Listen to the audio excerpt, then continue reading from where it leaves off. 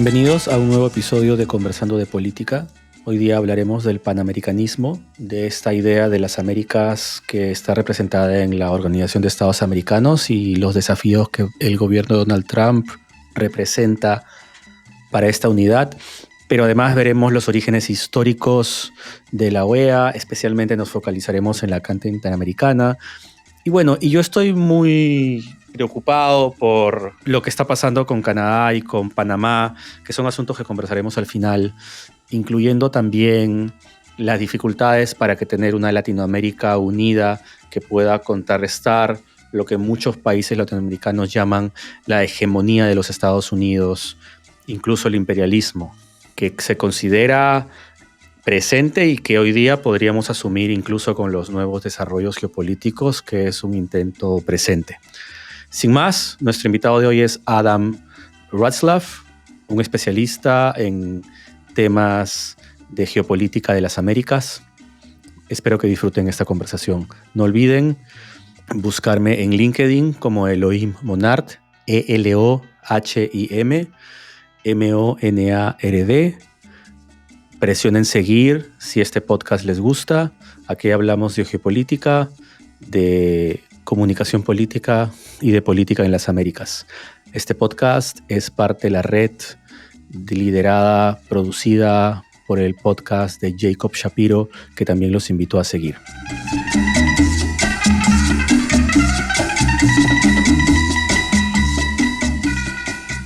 Hola, ¿cómo están? Bienvenidos. Este es el episodio de Conversando de Política y hoy día nos acompaña Adam Ratzlaff, quien es consultor en temas de geopolítica, fundamentalmente en las Américas, es que conecta muy bien con la intención de este podcast. Además es miembro del Brain Trust de Diplomatic Courier, que es una revista online, pero más importante aún, trabaja o acompaña, mejor dicho, el World in 2050, que es el mundo en el 2050, que es un espacio de pensamiento, un centro de pensamiento vinculado a esta revista. ¿Cómo estás, Adam? Oye, hola Elohim, gracias por tenerme aquí, estoy muy honrado.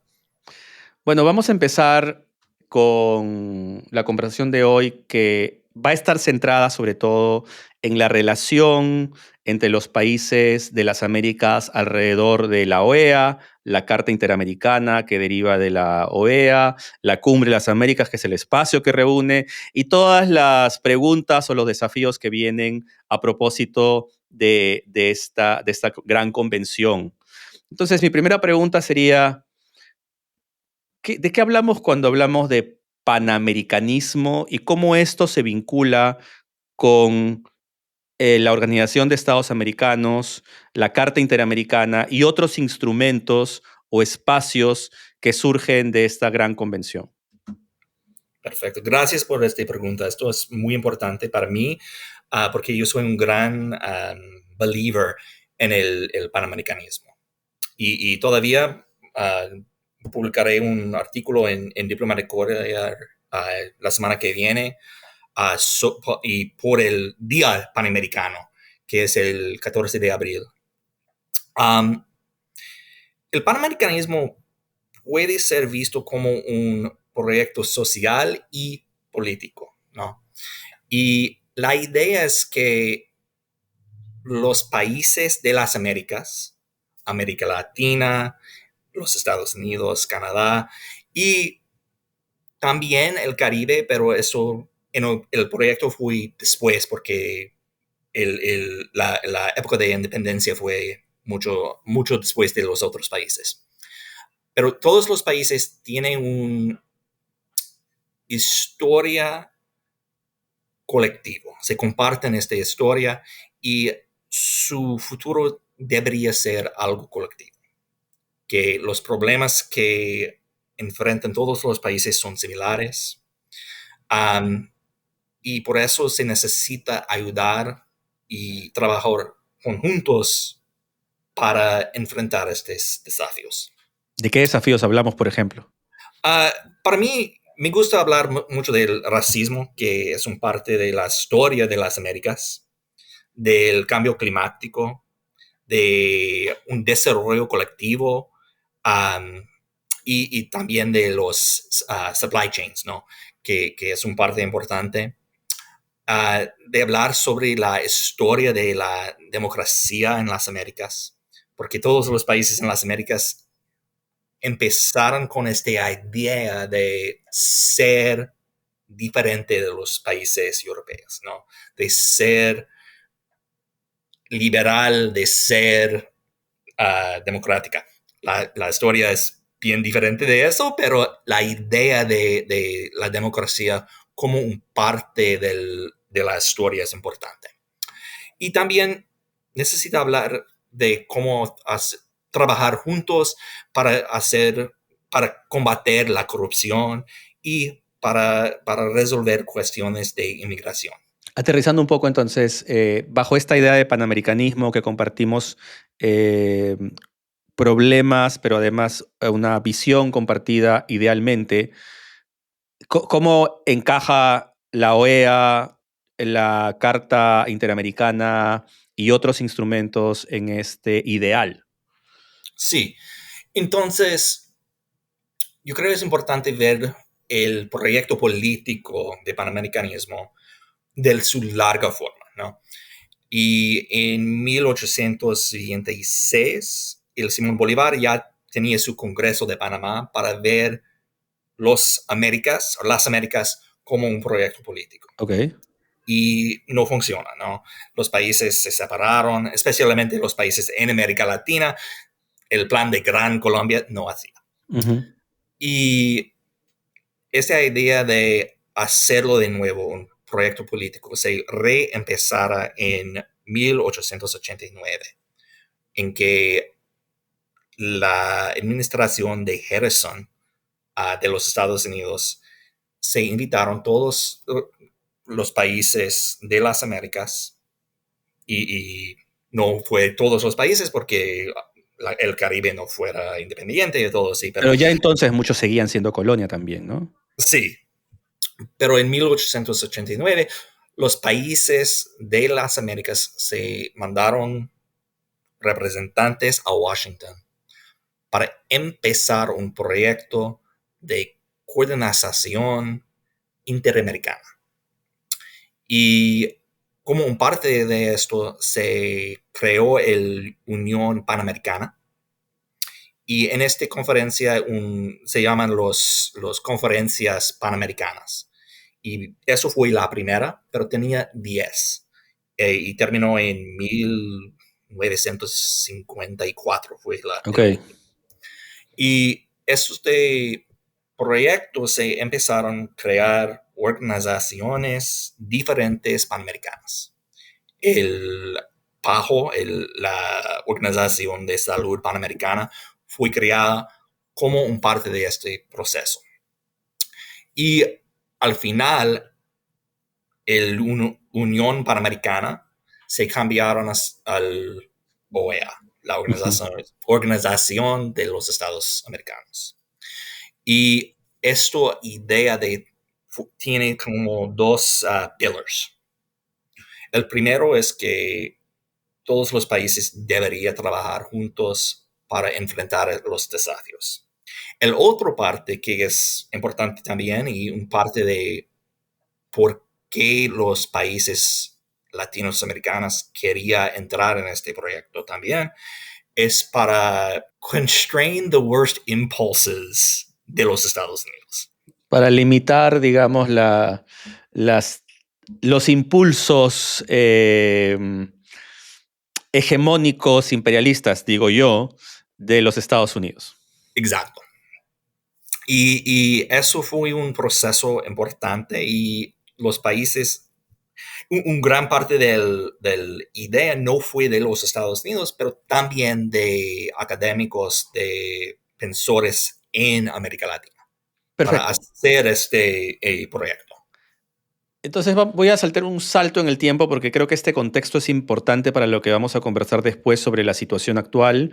Y quiero hacer un salto en el tiempo al año 2000, ¿no? En el cual Estados Unidos, Perú, justo Perú en su transición democrática, lo digo como peruano además, y Canadá también impulsan un instrumento para que la democracia esté en el centro de las conversaciones de la OEA y en el centro del panamericanismo como ideal.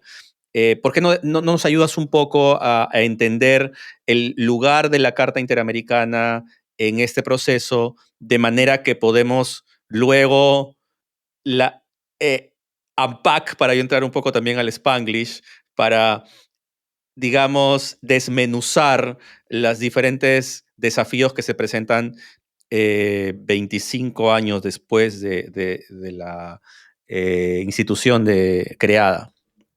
Sí, yo creo que necesito ir un poco antes primero, que Por es favor. en el, al fines del Guerra Fría, ya tenía un momento que se llama del Third Wave of Democratization. La tercera ola de democratización. Ajá. Sí, sí.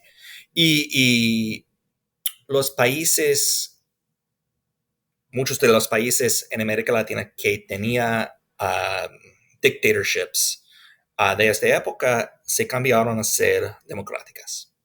Pero en este momento tenía un miedo de si este momento es un momento o la democracia ya está aquí.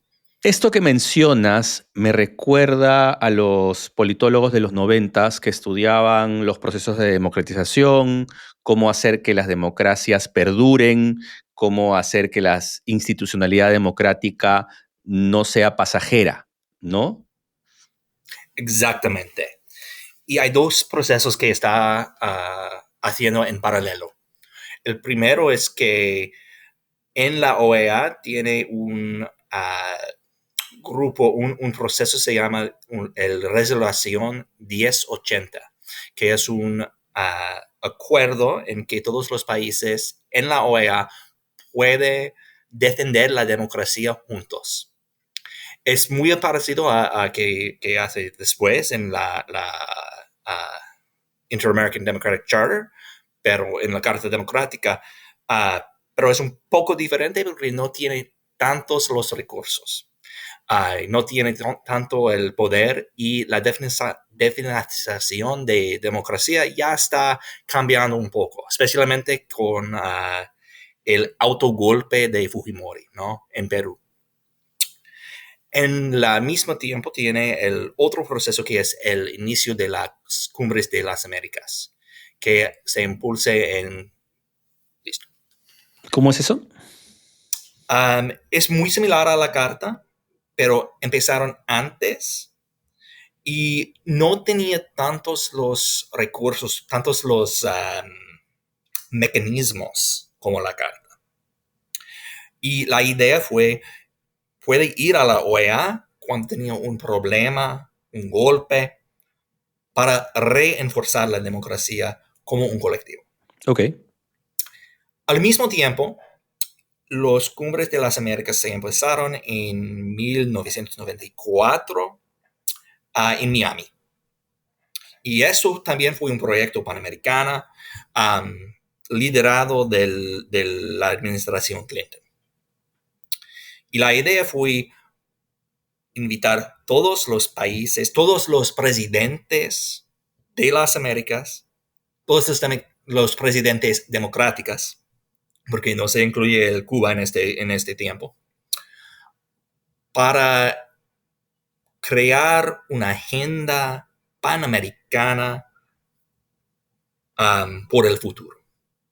Y ese proceso empezaron y crear en este momento el impulso para reenforzar esta resolución, especialmente con todo lo que está pasando en Perú en esta época con Fujimori. Y el Gracias por cambio recordarlo, porque si no te lo iba a recordar yo. Bueno, y también esa parte es muy importante porque el Fujimori no tenía un golpe tradicional, pero un autogolpe.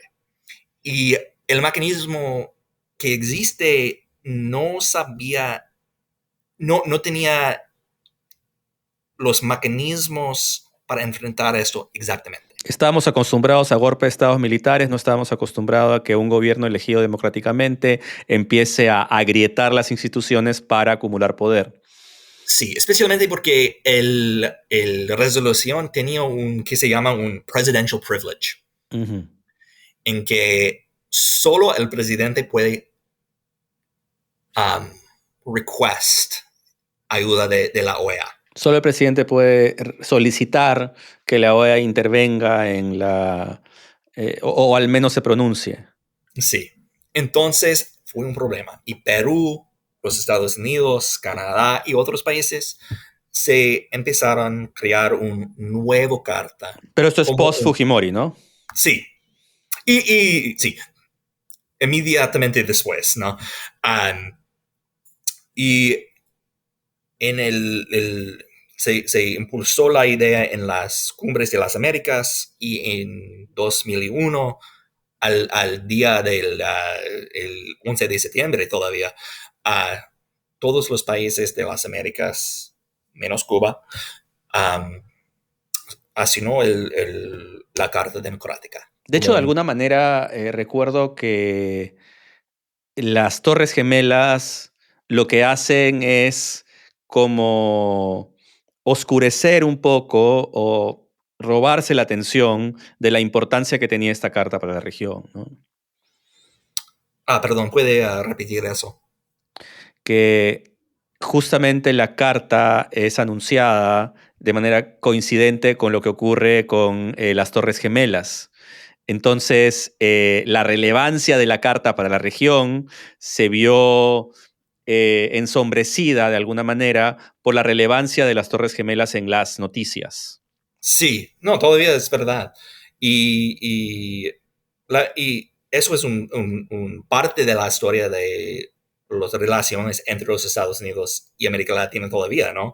Pero Ah, quiero aterrizar ya un poco en eso, en el contexto actual. Es decir, hablemos ya, la carta se crea con este ideal de tener un acuerdo mínimo sobre el panamericanismo democrático, si lo quieres decir así, y creando algunos mecanismos diplomáticos para poder impulsar esta democracia y poder crear cierta accountability o rendición de cuentas en los países, al menos de manera regional, ¿no?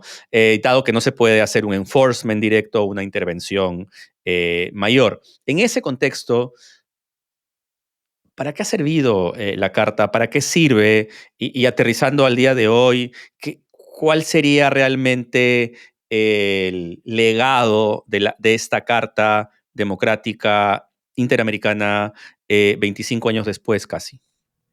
sí, la verdad es que después del inicio de la carta, ahí vistamos que los golpes militares ya casi no existen. Ok. Después solo tenía dos. Hay más, pero voy a hablar de dos que son muy, muy, muy claros, ¿no? Dos golpes militares. Lo que ocurrió en Venezuela en 2002 y que fue directamente después del inicio de la carta, ¿no? Y Y los países, paradójicamente contra Hugo Chávez, que luego se volvería uno de los líderes antidemocráticos más importantes de la región. sí. Y la OEA se usaron la carta para responder a esta crisis, ¿no? Y la segunda vez que tenía un golpe militar muy claro fue en 2009 con el del Zelaya en Honduras. Ujú. Y también la OEA hace responder muy rápidamente. Y expulsan a Honduras de los Estados miembros, ¿cierto?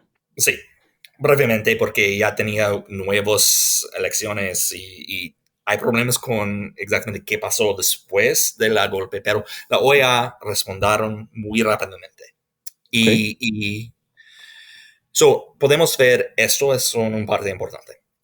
El problema es que ¿cómo se dice? Los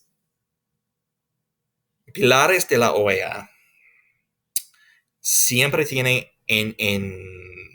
contraposición la idea de intervención como cooperación regional y esa idea de soberanía y no intervención. Por supuesto.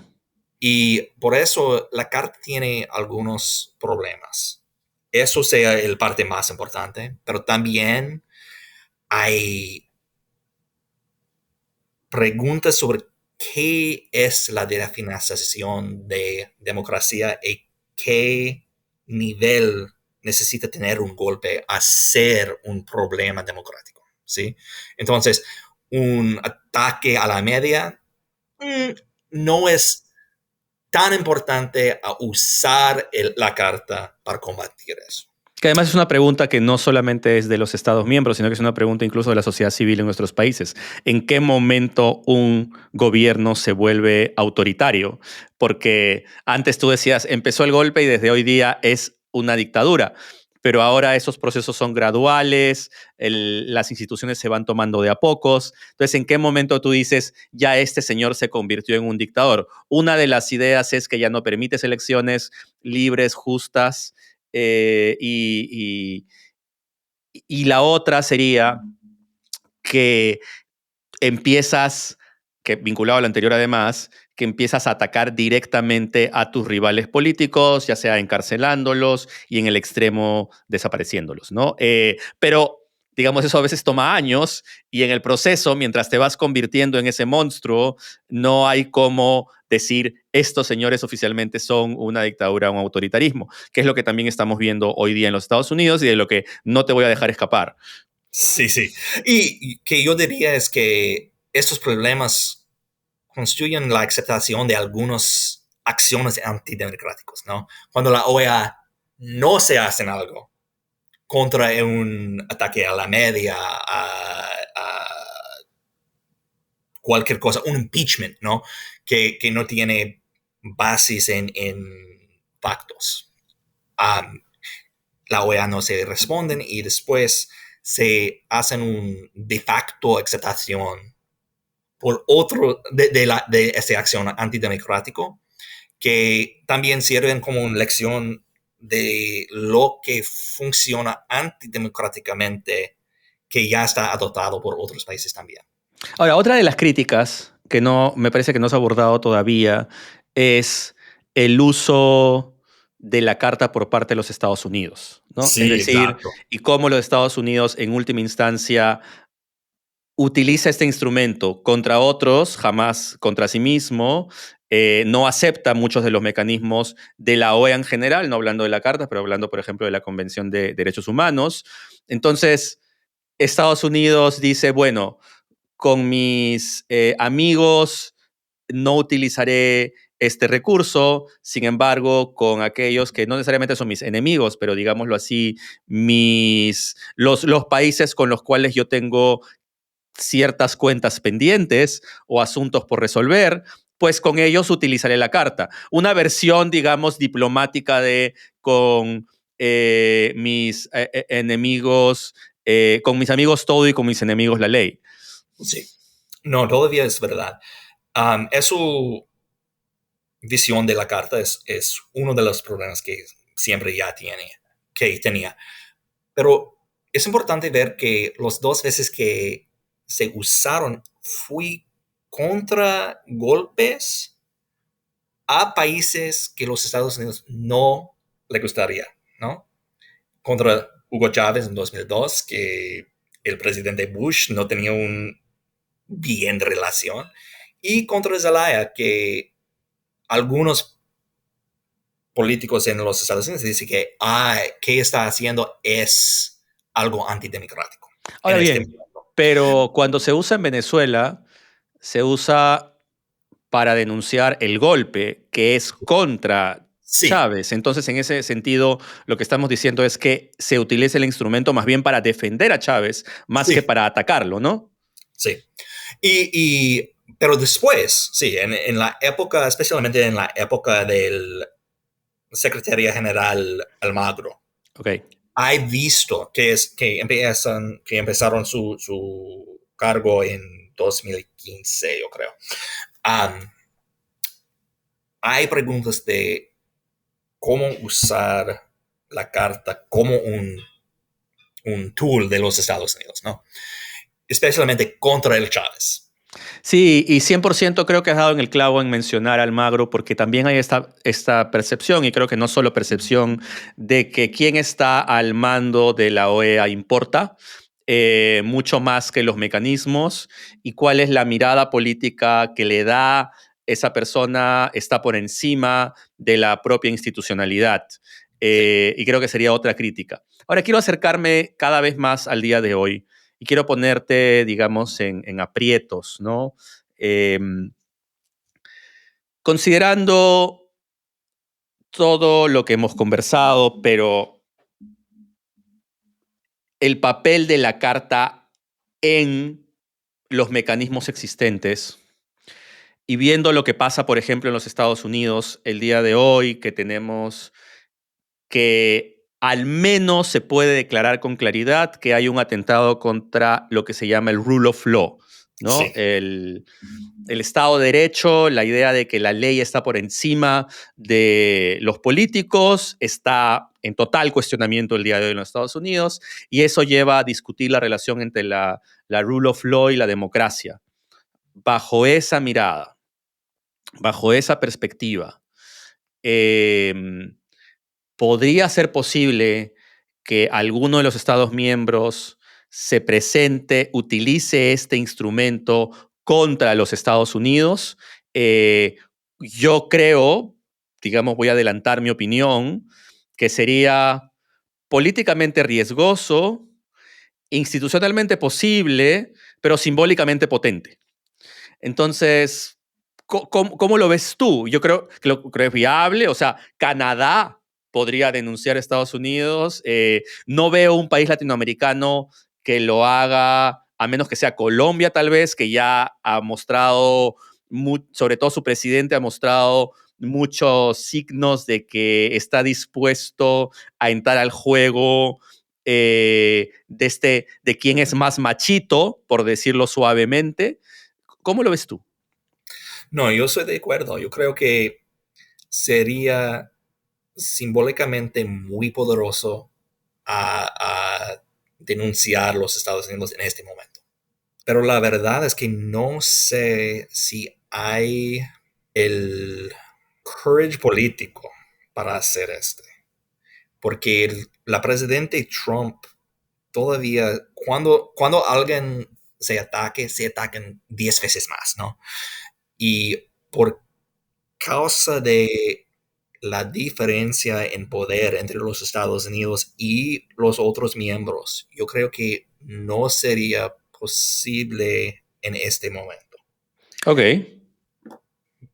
Y quiero decir que para mí hay un momento en que los Estados Unidos se hagan algo con la carta que es muy importante y simbólicamente muy poderoso también.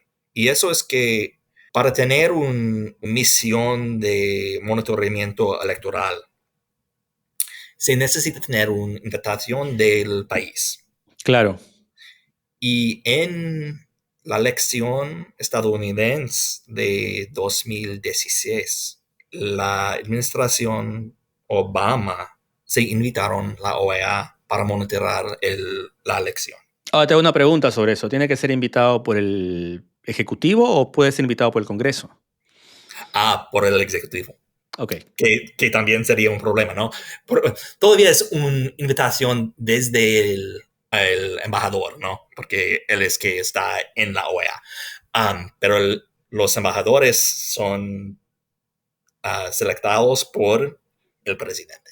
Ahora, que dejando eso en claro, hablemos un poco tal vez de un problema que tú has mencionado que ocurre desde hace 200 años, que es el, la división entre los países latinoamericanos, ¿no? Que ya desde Bolívar se veía, y cómo hoy se refleja simplemente en cómo las ideologías de los países no permiten que se tenga actos comunes. Y acá voy a hablar no de Estados Unidos, sino del caso de Venezuela, como en las últimas elecciones de Venezuela, teniendo Brasil y Colombia, toda la posibilidad de impulsar una redefinición ante una evidente, flagrante, un atentado contra las elecciones desde el punto de vista del gobierno de Maduro,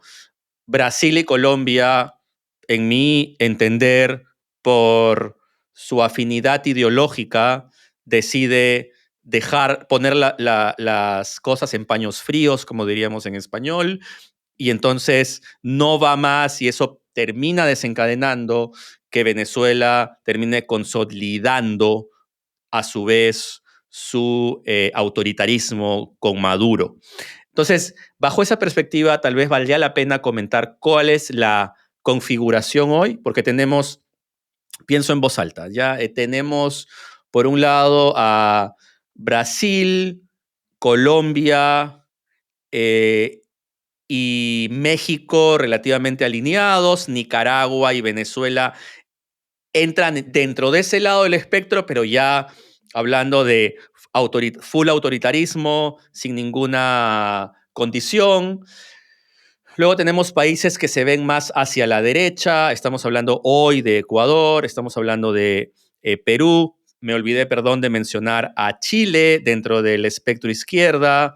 Y esto, digamos, ha sido la constante. Digamos, los países se van moviendo de izquierda a derecha con una alternancia natural en democracias, en la mayoría de los casos, pero estés en la izquierda o en la derecha, tú inmediatamente marcas una posición distante. Tal vez desde el punto de vista diplomático, desde el punto de vista panamericano, lo más interesante que he visto yo es el Grupo de Lima, cuando el Grupo de Lima cierra filas hace más o menos casi 10 años ya frente a Venezuela, y creo que además tiene una relevancia fundamental por cómo la migración ya estaba empezando en su segunda ola migratoria, que poco a poco fue deteriorándose, además en términos de la cantidad de migrantes enviados y además la resistencia de los países cada vez más por esa migración. Entonces, bueno, con todo ese escenario que acabo de mencionar, ¿cuál es tu mirada de esta fragmentación panamericana y cómo esta fragmentación panamericana impacta en la relación entre países hoy? Sí, la fragmentación está muy importante de hablar porque hay dos formas. Si uno es de la ideología, que ya decía, y yo creo que eso se puede ver concretamente en la OEA, ¿no? Hay países que no quieren usar la carta contra Venezuela porque él está aliado con ellos de una manera. Y no es siempre la ideología, pero también por muchos años los países caribeños no querían hacerlo porque fui un parte del grupo Petrocaribe, ¿no? Y no quería terminar la relación con Venezuela, especialmente en la época de Chávez. No se existe tanto hoy en día. Pero hay un otro problema que yo creo es importante de la fragmentación, y esto no es solo sobre el Carta, pero sobre la OEA en general. Esta idea de panamericanismo que venga del Bolívar, cada presidente quiere ser Bolívar, ¿no? Quiere ser Ok. el líder de la América Latina. Y eso sea un problema, porque hoy en día hay más de 40 grupos. Puede ser un foro, puede ser una organización formal, puede ser un banco, ¿no? Pero hay más de 40 grupos regionales en las Américas. O sea, así como existe en cada país que todos quieren ser presidente en la América Latina, los presidentes todos quieren ser Bolívar. Sí. Y algunos de estos grupos le llaman del zombie organizations, ¿no? Porque no se... ¿Te refieres a zombie como las películas de zombies? Que Sí, es una exacto. organización que está muerta en vida, Sí, sí, está muerta, pero se pero existen en papel. Sí, camina y jode. sí. Y como hay un grupo que se llama ProSur, no sé si recuerdas eso, fue una respuesta al UNASUR que se viene en el tiempo que fue un proyecto de la izquierda. Entonces, algunos países, algunos presidentes del derecho dicen, bien, vamos a formar un nuevo grupo, se llama Prosur, para nosotros. ¿Incluyes esto, la comunidad andina, Mercosur, Todos esos. todos estos los incluyes dentro de este paquete de el CARICOM? O sea, son todas estas, la fragmentación que no solamente va entre países, Sí, sino que también va entre pequeñas agrupaciones regionales que incluso se superponen unas a otras. exacto. Y algunos son de subregionales, dices como CARICOM es por el Caribe, pero algunos son ideológicas, ¿no? Porque también hay ALBA, la Alianza Alternativa Del Pacífico, por ejemplo, es una que tienes a México, Perú, Chile y Colombia, que además se crea cuando todos tenían gobiernos de derecha, pero Sí, ahora está completamente fragmentada porque tenemos que México fundamentalmente apoyó a Perú durante el golpe de Pedro Castillo, y eso, si bien surge como una alianza de carácter económico, principalmente, no únicamente, pero principalmente de carácter económico, claramente las ideologías políticas terminan impactando en cómo esta alianza se ve rota o al menos agrietada. sí. Y un parte importante de eso es cuando hay una crisis en las Américas, cualquier parte. La pregunta es, ¿a dónde va? Ok. ¿Iba a la OEA para resolver el problema o iba a UNASUR? ¿O por la CELAC? Porque hay tantos grupos que son principalmente política que tienen la misma mandate, ¿no? El mandato está casi la misma, pero hay una aglomeración diferente de países, entonces puede ir por un lugar o otro en que si crees que hay la mayor probabilidad de buscar qué quiere. Entonces, um, es esta semana todavía, el CELAC ya está reuniendo en Honduras, ¿no? Para los que están escuchando y no saben qué es la CELAC, podrías decir como que una Sí, línea sí. de qué cosa es. Entonces, el CELAC es la comunidad de los estados latinos, americanos y caribeños, y es un grupo similar al OEA, pero no tiene una organización formal, no tiene un sede y todo eso, y se no incluye la Canadá o los Estados Unidos. Y por eso algunas personas se dicen es una organización o una foro, diría, porque no tiene una organización formal, una foro anti-hegemónica, especialmente contra los Estados Unidos. Pero ya está reuniendo ahora mismo y hay presidentes que no están. Cuando dices ahora mismo, te refieres en ese instante. O sea, Sí, en esta o semana. en esta semana. Pero hay presidentes que no fueron. El Javier Milei de Argentina no fue. El Santiago Peña de Paraguay no fue. ¿Por qué? Porque ellos quieren ser más cercanos a los Estados Unidos, ¿no? Entonces, cuando hay un mandato, una tentativa a buscar o controlar los Estados Unidos, se iba al CELAC. Entonces, ahora mismo está hablando, no ahora mismo, pero esta semana hablaba de cómo responder a los tariffs y el bullying de Trump, ¿no? Lo que nos lleva a que, así como hemos hablado, que la fragmentación está en la esencia de estos intentos desde hace 200 años, la relación con un Estados Unidos percibido como hegemónico también es una constante que nos acompaña en los últimos 200 años. Sí. Y hay épocas en que los Estados Unidos se trabaja muy cercana a los países de América Latina y hay otros que no, ¿no? Y en las épocas en que trabajaron juntos muy fuertes la política del buen vizinanza del Roosevelt durante la alianza del progreso de Kennedy, hay estas épocas en que los mecanismos que incluye los Estados Unidos se fortalecieron, ¿no? Ahora, Uh, disculpa que te interrumpa, pero quiero aterrizar en la cumbre que se nos viene, Sí, ¿no? Hay una cumbre este año y tal vez la forma de empezar esta conversación sobre esta cumbre, este encuentro es, ¿existe algún paralelo que tú encuentres en la historia reciente de las cumbres con lo que está pasando hoy? Es decir, con la relación que está tratando de tener Estados Unidos, evidentemente con el globo, evidentemente con China, y con China que impacta directamente en la relación con las Américas. Los países latinoamericanos han estado cada vez más incrementando, fortaleciendo su relación económica, política, incluso cultural con la China.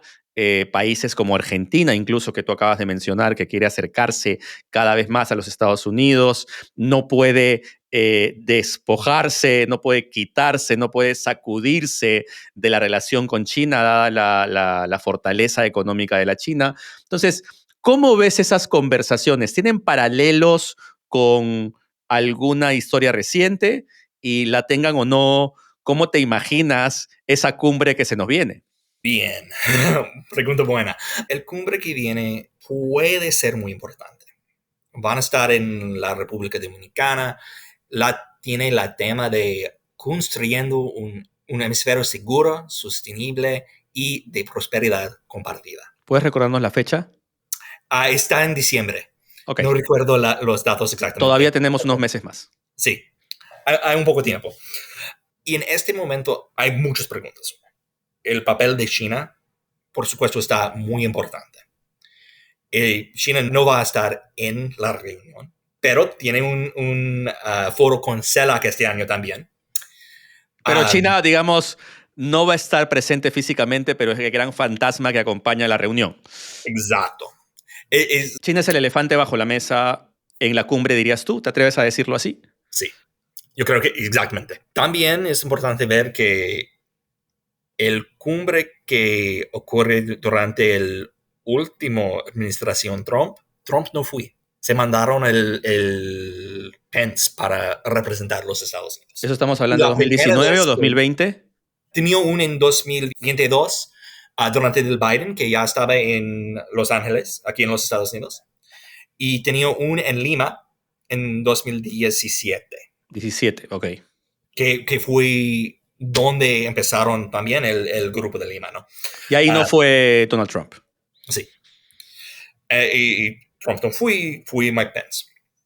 Para ver un paralelo en la historia, yo creo es más importante no ver un otro momento en los cumbres de las Américas, pero en las conferencias panamericanos del inicio del siglo XIX.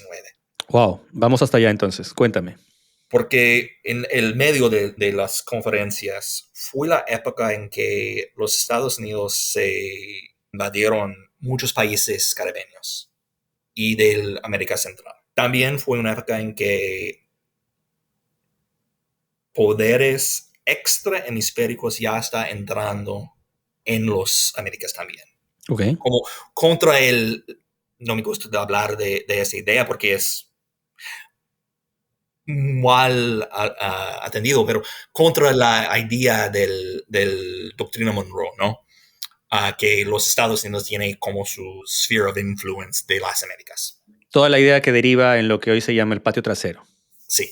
Y durante esa época tenía más influencia de Alemania, de Japón, de muchos países, ¿no? Pero en un parte de esta época, los países de América Latina trabajaron juntos para controlar los impulsos de los Estados Unidos. No todos. Claro que la diferencia entre el poder fue muy diferente. Pero las conferencias continuaron. Y yo creo que eso es una cosa muy importante para los países latinoamericanos y caribeños ahora mismo. Es para ver que puede ser que no es tan útil para controlar los Estados Unidos, para puede impulsar una agenda más productiva por el futuro. ¿Entre quiénes?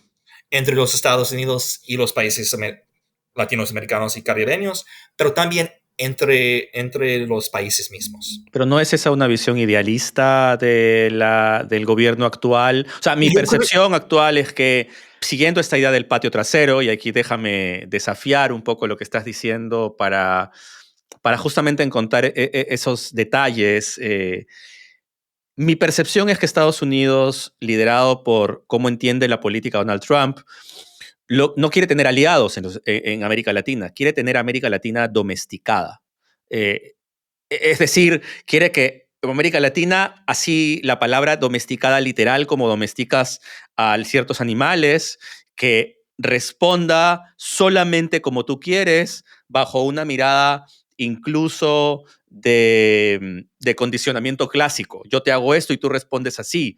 Y es como está tratando el globo, pero América Latina en particular, con quien además se dice que con este tema de los aranceles ha sido más amable porque quiere mantener una mejor relación por el tema chino del que acabamos de hablar.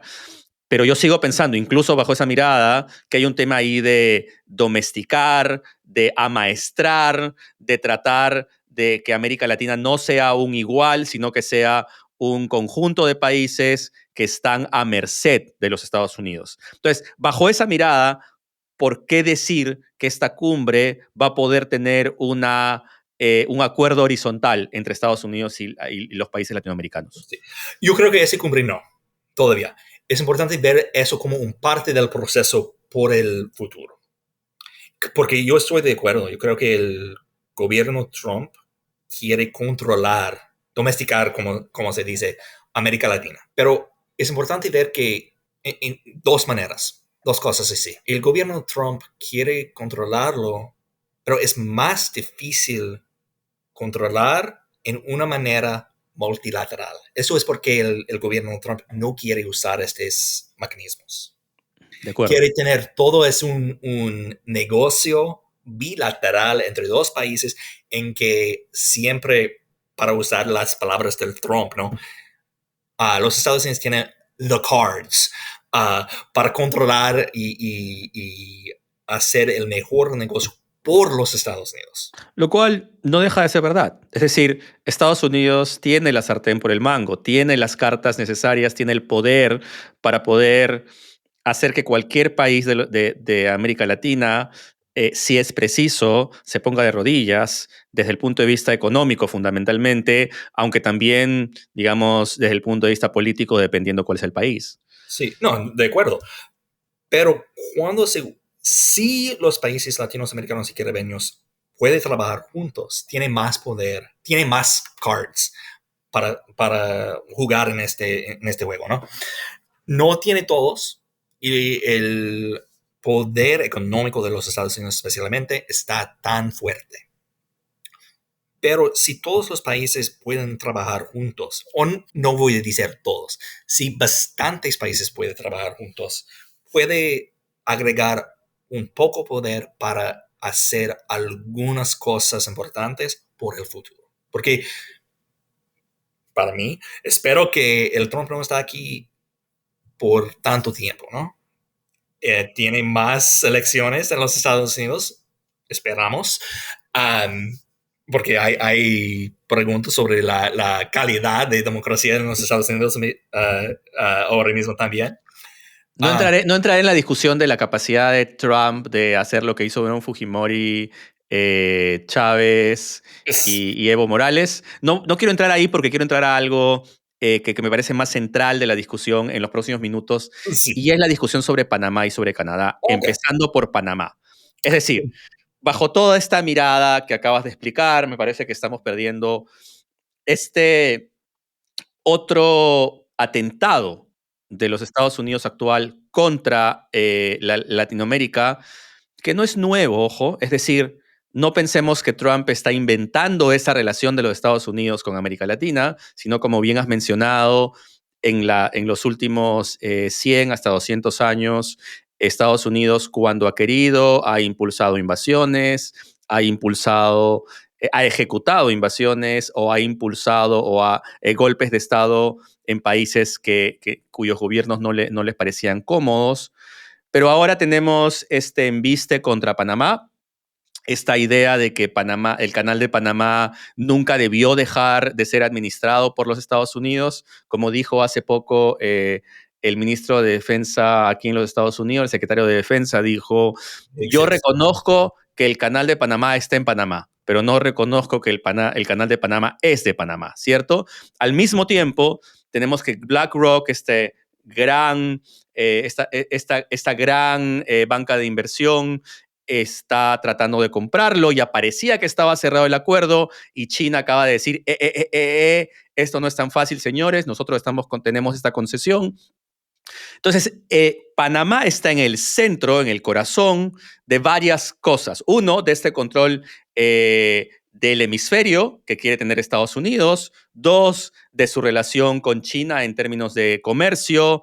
Y número tres, en esta reivindicación que trae los republicanos MAGA y Trump liderándolo desde los Estados Unidos, esta reivindicación de yo puedo tener lo que yo quiero de América Latina, y en este caso es Panamá. Empecemos con Panamá y luego nos vamos a Canadá, que es una historia completamente diferente, o como diría Silvio Rodríguez, que no es lo mismo, pero es igual. Sí, los dos son parte del mismo tentativa de control, como se dice, y que el gobierno de Trump está explicando cómo, voy a decir eso en inglés porque no quiero hacerlo en error, se llama un non-imperial expansion. Una expansión no imperialista, sí, es Sí, exactamente. pero hay, para mí, cuando se dice eso es imperialismo, pero esta idea de control del gobierno de Trump es muy diferente de que hacía en su primera administración. Pero sea imperialismo no es un revisionismo. Sí, sí, sí. Y dice que no es imperialismo, pero es, ¿no? La verdad es que esta época y que Trump quiere hacer es expandir el poder y todavía el control de los Estados Unidos a otros países. De manera que les dijeron que no es imperialista, pero es, ¿no? Y cuando hablamos del el canal de Panamá, eso sea un desafío muy difícil no solo por Panamá, pero por la región en total. ¿Por qué? O sea, entenderíamos, intuiríamos por qué, pero quiero escuchar cuál es tu análisis sobre esto. Sí, porque si los Estados Unidos empezar a usar su ejército, que ahora no está hablando sobre eso, pero la pregunta y cómo el gobierno Trump quiere enfocar esta idea de expansión y también usarlo en los Estados Unidos también para usar el ejército contra enemigos adentro del país, pero también afuera, ¿no? Como usar el ejército para inmigración.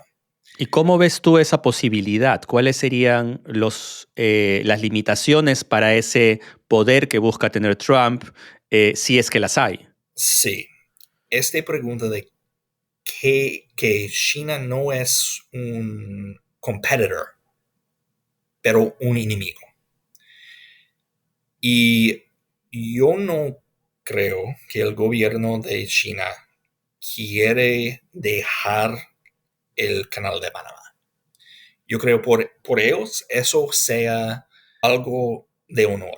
¿Tú crees ¿Sí? que el canal de Panamá se pueda volver la gran excusa para un conflicto mundial de otra naturaleza? O sea, creo que nadie lo ha expresado así con tanta libertad, pero creo que es la intuición que se puede tener y es este pedacito de territorio tan relevante que está a la mitad de América Latina, ¿podría volverse un detonante? Yo creo que no va a ser un detonante a una guerra mundial, ¿no?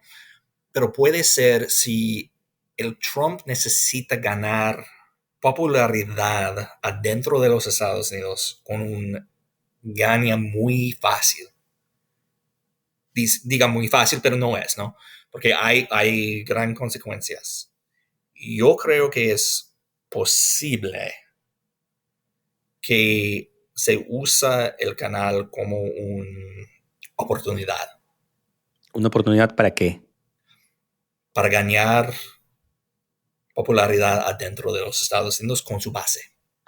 Pero para Para hacer decir eso, que ya está combatiendo el China, pero no en una manera que se puede alejar al nivel de una guerra mundial.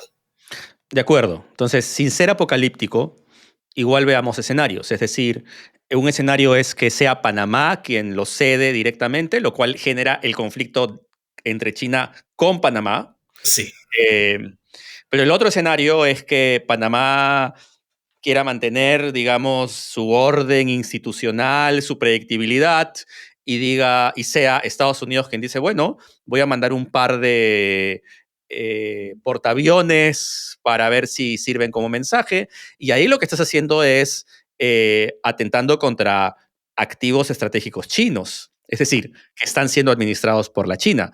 ¿Y eso en qué puede devenir? sí. Y eso es verdad. Yo creo que el problema es que si el gobierno Molino puede hacerlo por tanto tiempo, si el gobierno de Trump dice, quiero más, quiero más, quiero más, a un momento en que el gobierno Molino no puede hacerlo porque hay su propia política doméstica que se necesita pensar. Y eso sea un negocio muy difícil, un acto muy difícil, un balancing act, ¿no? Por el gobierno Molino. ¿Y tú crees que ese sea un tema, volviendo al punto y luego para saltar a Canadá, crees que sea un tema en el centro de la cumbre que viene en diciembre? Cualquier cosa que pase o que más bien va a ser como otro elefantito abajo de la mesa que además nos encanta a los latinoamericanos saber que hay algo ahí pero no tocarlo, ¿no? Y yo espero, no quiero decir que va a ser, yo espero que sea un punto importante. Y si es un punto importante, ¿cuál debería ser el papel de los estados latinoamericanos Exacto, en este proceso? sí, porque yo creo que puede ser un punto en que todos los países de América Latina y el Caribe puede ser junto a confrontar los impulsos de los Estados Unidos. O Para sea, decir directamente que, proteger la autonomía de Panamá sobre el canal y todos los estados al mismo tiempo decir, cerrar filas y decir, esto es de Panamá, para Panamá y Panamá lo administra. exacto. Y eso es porque yo decía antes que necesita ver este cumbre no como el cumbre para terminar todos los cumbres, ¿no? En que van a estar tan fuerte en este momento. Yo creo que la verdad es que el gobierno Trump va a tentar, está en un momento en que quiere controlar, como se dice. Pero los otros países necesitan ver que se puede usar este cumbre como un parte de un negocio más larga Hablemos, por el futuro. hablemos de Canadá, nos quedan pocos minutos. Tú lo has mencionado muy claramente. El proyecto de Estados Unidos bajo la administración de Donald Trump no es un proyecto que están sacando del sombrero, es un proyecto que varios pensadores ya han tenido en los Estados Unidos y es el control del hemisferio, en este caso ya desde Groenlandia hasta Argentina, pasando por puntos estratégicos, además de Groenlandia, Canadá y Panamá. Panamá ya lo hablamos, ruta central del comercio mundial, y ahora Canadá, como es el mayor territorio fronterizo con la Antártica, que además viene derritiendo y que mira de frente literalmente a Rusia, ¿no?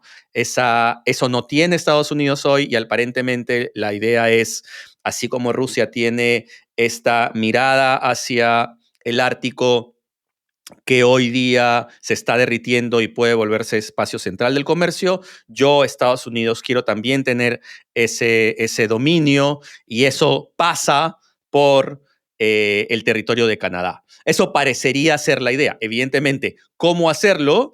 es lo que no queda claro. O sea, Trump dice que Canadá se tiene que volver un estado más de los Estados Unidos. Más allá de esa retórica, eso parece improbable, imposible, tanto política como legalmente, e incluso me atrevo a decir militarmente en el corto plazo. Pero primero, ¿qué estás viendo tú en este conflicto con Canadá que tal vez no estamos viendo otros? ¿Y cómo crees tú que puede evolucionar? ¿Y cómo crees tú, por último, que panamericanismo puede tener un papel en esta relación? Yo sé que son varias preguntas, pero estoy seguro que tú tienes algo mucho más claro que yo sobre esto. Oh, la pregunta sobre Canadá está difícil, porque yo creo que gente en los Estados Unidos no piensan sobre Canadá como algo otro que un aliado. La gente todavía. Y siempre hablamos no siempre, voy a decir que cuando yo fui niño, yo he oído ¿cómo se dice? Este joke, ¿no? De que Canadá es tan cercano a los Estados Unidos, es como un estado, ¿no? No es verdad. Canadá es su país propio. Hay su cultura que es diferente y hay su sense of patriotism que es importante. Y yo creo que para gente en los Estados Unidos, cuando se oír que Trump dice, el Canadá es el nuevo estado, cree que es un parte de este joke. Pero la verdad es que en Canadá les no pensaron así. No piensan así, no es una broma para ellos. No es una broma, no. Hay leído una entrevista en que se diga que para canadienses se vieron como un Ukrainianization, como de Ucrania. Como casi como tratar de anexar desde ya una retórica que, Sí, como lo hacía Rusia con Ucrania, venía anunciando un sí. intento de anexar un territorio a otro. Y la retórica que está utilizando Trump es muy similar, no al anexo, no la guerra que ya está pasando en Ucrania, pero la retórica es muy similar que Putin usaba antes, de decir que ellos no son un país. ¿Y Y eso es un eso hecho? ¿Tú estás de acuerdo con eso? yo creo que como Trump está hablando, sí. Yo creo que para muchos estadounidenses no se piensan así.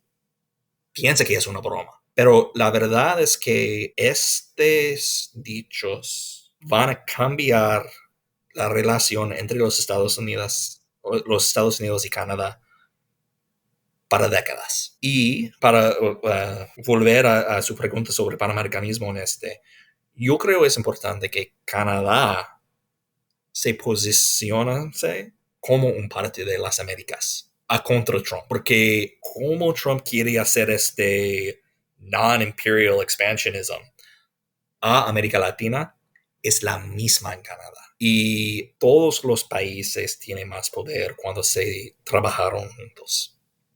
Y por mucho tiempo, no todos los países en América Latina, pero hay países que vi la Canadá como un parcero de los Estados Unidos en la OEA en términos de la geopolítica. ¿Tú crees entonces que en el ideal Canadá debería tomar el liderazgo en el panamericanismo en general como ideal y en particular en estos espacios de los que hemos hablado, la OEA, la cumbre y los mecanismos como la Corte Interamericana? ¿Crees que eso es posible? ¿Crees que lo están viendo por ahí? ¿Crees que su problema con Estados Unidos es mucho más bilateral? ¿Cómo lo estás viendo tú? Yo no creo que debería ser un papel de liderazgo de panamericanismo. Yo creo que eso sería difícil, ¿no? Porque de esta visión de Canadá como los otros gringos, ¿no? Yo creo que no podría ser el papel de Canadá ser el líder, pero yo creo que es necesario ser un parte de un panamericanismo que quiere controlar los impulsos de los Estados Unidos. Y Canadá debería posicionarse así. Y yo creo que puede ser un parte importante en la cumbre. Si Canadá puede posicionar esta idea de soberanía y cooperación a algunas cosas a la mesa. O sea, se puede posicionarse como un parte de las Américas en este momento contra el gobierno de Trump. Es decir, no quiero decir contra los Estados Unidos, porque yo espero que los Estados Unidos puedan volver a panamericanismo en un momento. Ahora no. ¿Ves, con eso termino y creo que sea la última pregunta, que no es fácil, ¿ves una intervención militar de los Estados Unidos en Canadá en algún momento futuro? Y si no, ¿cuál sería la estrategia de los Estados Unidos para hacerse de este territorio que necesita desde su mirada hegemónica del hemisferio? Yo no creo que van a estar algo militar, porque yo creo que Canadá es tan cerca de los Estados Unidos que la población estadounidense no dejaría. Que es diferente que a Panamá, ¿no? Porque no es nuestro vecino directamente. Pero además son esos latinoamericanos domesticables. Sad but true. Sí, sí. Triste pero cierto. En la visión de Trump, sí.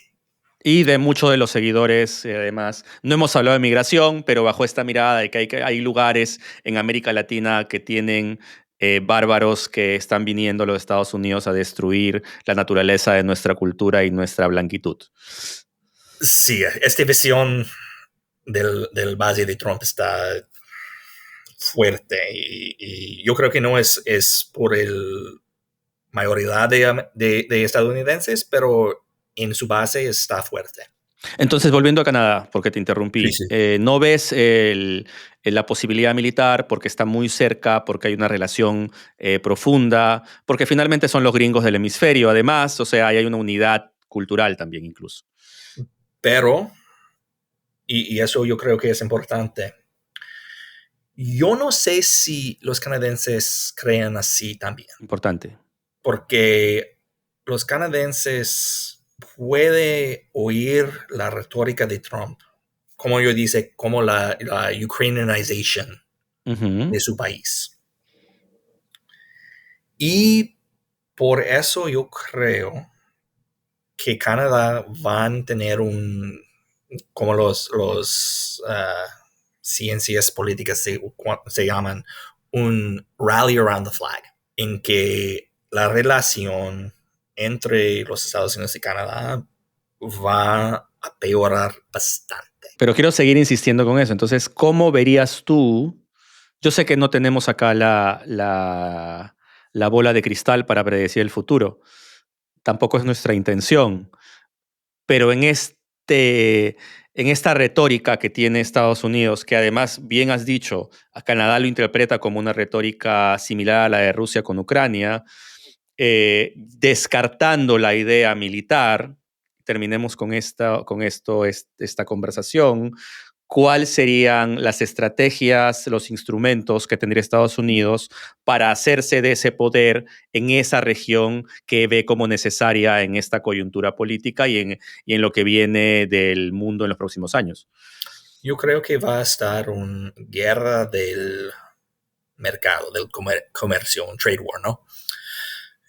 Que van a priorizar contra no solo a Canadá, pero también a México, porque es un parte del USMCA, ¿no?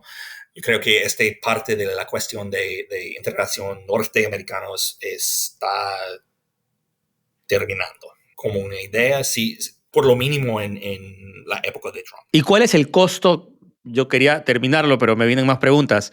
¿Cuál es el costo de los Estados Unidos de romper con sus aliados naturales? Ni qué decir Bastante. o sea, México, ni qué decir, pero Canadá como el gran aliado histórico, como el protector de su gran frontera. Es decir, la frontera más larga que tiene los Estados Sí. Unidos es con Canadá. Es decir, es su escudo natural. Entonces, Es ¿cuáles un son las costo enorme. consecuencias en décadas que acabas de mencionar?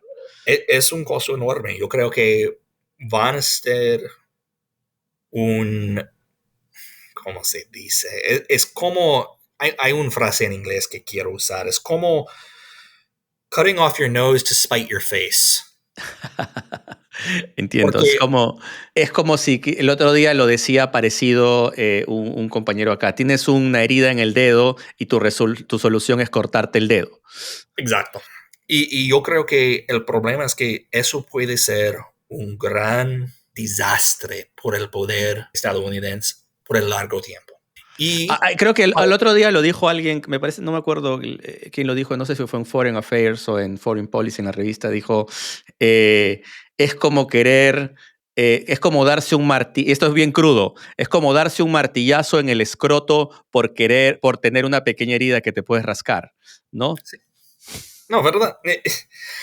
Si me preguntó 10 años atrás si la relación entre los Estados Unidos y Canadá debería ser como está hoy, o diría que iría a este punto, yo no creaba. Pero ahora está tan malo que a cualquier época en la historia.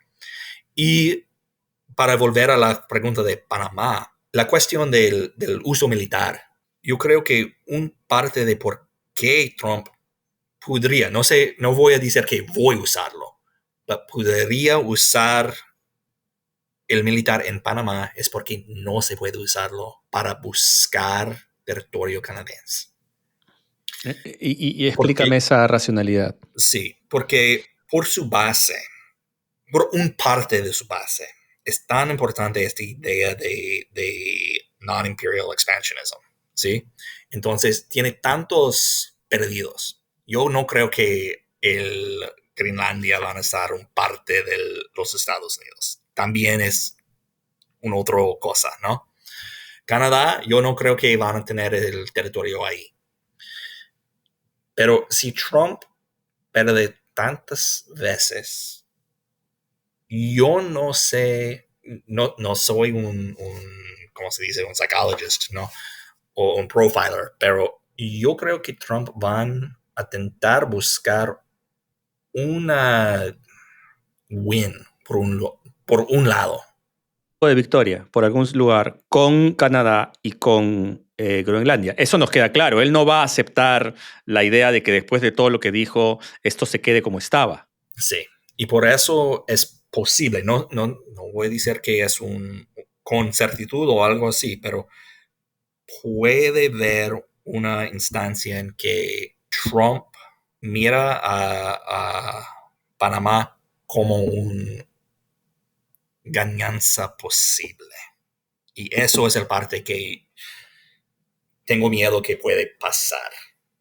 No voy a decir que con certitud, pero puede ser un parte de un gran, en su gran juego geopolítica de Trump, en que piensa así. Pero tú crees que, por ejemplo, pero ¿cómo se manifiesta esto? De repente no es que va a tomar todo Canadá, pero que decide que la parte norte de Canadá sea de los Estados Unidos mañana. O sea, ¿a qué te refieres con eso? No. Entonces yo creo que Canadá no va a pasar, ¿sí? Entonces eso es porque, voy a decirlo en inglés para verificar que estoy claro.